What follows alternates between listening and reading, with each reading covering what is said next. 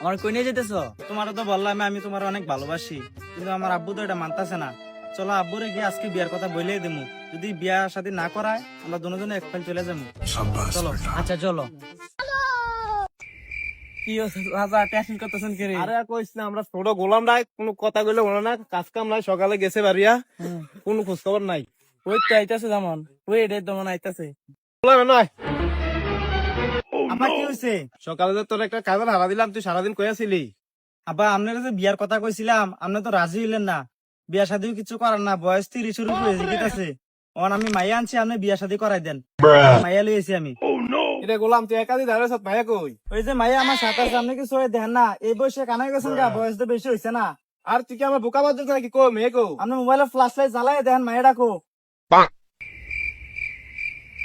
আরে গোলাম তুই এটা কি করছ? তুই কান্লাসির বিয়া করে লইছ, তুই তো আমার মান সম্মান শেষ করে দিছ।